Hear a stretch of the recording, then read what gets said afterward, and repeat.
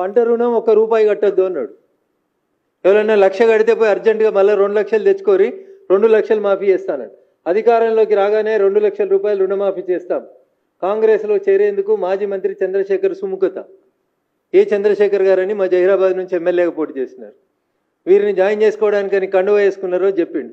2 లక్షల రూపాయల రైతు రుణమాఫీ చేస్తా, ఏ ఒక్కరు కూడా 1 రూపాయి రైతులు రుణం కట్టొద్దు, మాఫీ చేస్తా నేను అని చెప్పిండు. పంట రుణం 1 రూపాయి కట్టొద్దు, ఇది కూడా ముఖ్యమంత్రి గారి పేపర్ కటింగ్. 9లోగా సంపూర్ణంగా రైతు భరోసా. 8వ తేదీ నాటికి రైతు భరోసా పూర్తి. 8వ తేదీ ఒకరోజు ముందే జరిపి చెప్పిండు.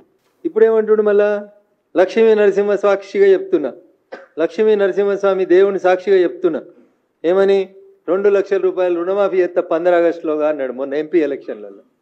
అసెంబ్లీ అయిపోయిందన్న, పార్లమెంట్కి వచ్చినాక మళ్ళీ మాట మార్చిండన్న. డిసెంబర్ 9 పోయింది, సోనియమ్మ బర్త్డే పోయింది. ఇప్పుడు యాదగిరిగుట్ట లక్ష్మీ నరసింహస్వామి యాదికి వచ్చిండు అన్నకి.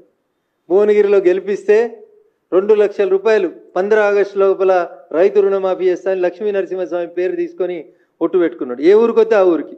మా మెదక్కి వచ్చిండు వాళ్ళ క్యాండిడేట్ నామినేషన్కి. ఏడుపాయల దుర్గమ్మ తల్లి మీద ఒట్టేసి చెప్తున్నా 15 ఆగస్టులో మాఫీ చేస్తా అన్నాడు. వరంగల్ పోయిండు, సమ్మక్క సారలమ్మ సాక్షిగా మాఫీ చేస్తా అన్నాడు. మాఫీకి పైసలు ఎడినాయి చెప్పమంటే ఇప్పుడు కమిటీ వేసి దాని మీద విచారణ చేస్తా, ఎవరికి ఇసాలే ఎవరికి ఇవ్వకూడదు అంటున్నాడు. సార్, వ్యవసాయం చేసే ప్రతి భూమికి, వ్యవసాయం చేసే ప్రతి భూమికి, రియల్ ఎస్టేట్ చేసే భూములకు ఇవ్వకు, లేఅవుట్ అయిన భూములు ఇవ్వకు, కొండలు గుట్టలు రాళ్ళు రప్పలుండి కేవలం టైటిల్ ఉన్నటువంటి బుక్కులుండి వ్యవసాయం జరగనటువంటి భూములకు ఇవ్వు. కానీ 2 ఎకరాలకి ఇవ్వాలన్నా, 5 ఎకరాలకి ఇవ్వాలన్నా, 10 ఎకరాలకి ఇవ్వాలన్నా అని ఒక కొత్త కార్యక్రమం పెట్టి, నేను చాలా స్పష్టంగా చెప్తా ఉన్నా భారతీయ జనతా పార్టీ పక్షాన, ఏ రైతు పొలం దున్నుతున్నాడో, ఏ భూమిలో అయితే పంట పండుతుందో అది ఎన్ని ఎకరాలు ఉన్నా ఇర్రెస్పెక్టివ్, 5 ఎకరాలు 10 ఎకరాలు 9 3 6 ఎంతున్నా సరే మనం ఇచ్చేది రైతుకి భరోసా. కాబట్టి ఎన్ని ఎకరాలు వ్యవసాయం చేస్తే అన్ని ఎకరాల వ్యవసాయ భూములకి రైతు భరోసా ఇయ్యి అని చెప్పి డిమాండ్ చేస్తా ఉన్నాం. మీరు చెప్పుర్రి 2 ఎకరాలు ఇవ్వమంటారా, మీరు చెప్పుర్రి 5 ఎకరాలు ఇవ్వమంటారా అని మళ్ళీ క్వశ్చన్స్ అడగవద్దు. ఎలిజిబుల్ ఉన్న ప్రతి రైతుకి, భూమి ఉన్న ప్రతి రైతుకి ఎన్ని ఎకరాల భూమి ఉంటే అన్ని ఎకరాలకి రైతు భరోసా ఇవ్వండి. కొండలు గుట్టలు రియల్ ఎస్టేట్లు ఆల్రెడీ హెచ్ఎండిఏ లేఅవుట్లుగా కన్వర్ట్ అయినటువంటి వ్యవసాయం నుంచి వ్యవసాయేతరానికి మారినటువంటి భూములకు మాత్రం ఇవ్వద్దు అనేది 100% మేము పార్టీగా చెప్పడానికి ఎలాంటి సంకోచం లేదు. అందుకని ముఖ్యమంత్రి గారు, మాటలు కోటలు దాటినాయి, చేతలు తంగేళ్ళు దాటుతలేవు. సెక్రటరియట్ గేటు దాటి జీవోలు వస్తలేవు. కమిటీల జీవోలే వస్తాయా, పైసలు ఏమన్నా వస్తాయా? పోనీ 15 ఆగస్టు కన్నా వస్తాయా? అప్పటికి కూడా రావా? అసలు ఏం చేద్దాం అనుకుంటున్నారు మీరు? తెలంగాణలో రైతన్నల్ని, వ్యవసాయాన్ని ఏం చేద్దాం అనుకుంటున్నారు? వానలు సరిగా పడతలేవు, రైతులు ఇబ్బంది పడుతున్నారు, ఎరువులు లేవు, విత్తనాలు లేవు. ఆఖరికి నిన్న మీరు కమిటీలు వేసిన 3 మంత్రులున్న ఖమ్మం జిల్లాలో ఒక రైతు ఆత్మహత్య చేసుకున్నాడు. తిరిగి తిరిగి తిరిగి తిరిగి ఎవరు రెస్పాండ్ కాకపోతే రైతు ఆత్మహత్య చేసుకున్నాడు. ప్రతిపక్షంలో ఉన్నప్పుడు చాలా మాట్లాడిన రేవంత్ రెడ్డి గారు, ఇలా మీరే ముఖ్యమంత్రి.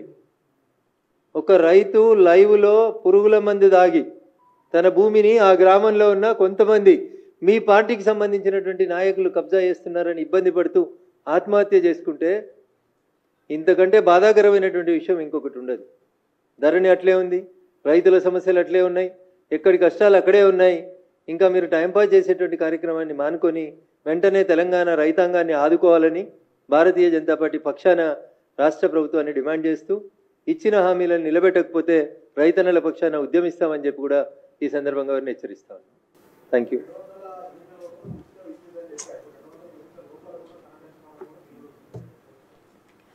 సో ముందుగా రేవంత్ రెడ్డి గారు అనేటువంటి తెలంగాణ రాష్ట్ర ముఖ్యమంత్రి గారికి పరిపాలన మీద ఇంకా పట్టు రావట్లేదు. సమస్యల మీద అవగాహన లేదా అంటే అవగాహన ఉందనే చెప్తాడు. నాకంటే ఎక్కువ ఎవరికి తెలుస్తుంది? 4 మేస్త్రీలు పెట్టుకుంటే నేనే గుంపు మేస్త్రిని అవుతా అని చెప్తాడు. మరి ఆ గుంపు మేస్త్రి గారికి కింద గైడెన్స్ ఇస్తున్న వాళ్ళు ఎందుకు కరెక్ట్ గైడెన్స్ ఇస్తలేరో నాకు తెలియదు. 200 యూనిట్లు అంటే క్లియర్ కనబడుతుంది. 1 నుంచి 200 యూనిట్లు కాని వాళ్ళందరికీ ఫ్రీ ఇవ్వాలి. దానికి పెద్ద క్యాలిక్యులేటర్లు, కంప్యూటర్లు, సోనియమ్మలు, రాహుల్ గాంధీలు, ఆక్స్ఫర్డ్లో చదువుకున్న మేధావులు అవసరం లేదు. ఎవరికైనా ఏ ఇంటికి పోయినా ఎన్ని యూనిట్లు కాలిందో ఆడ మీటర్ చూసి చెప్తారు. కాబట్టి 200 ఇస్తామని చెప్పి 200 యూనిట్లకు కూడా ఇవ్వకపోవడం అనేది దురదృష్టకరం. వీళ్ళ అడుగులు తడబడుతున్నాయి. కేవలం అధికారంలోకి రావడానికి ఆగమాగం మాట్లాడిరు, నోటికొచ్చింది మాట్లాడినరు.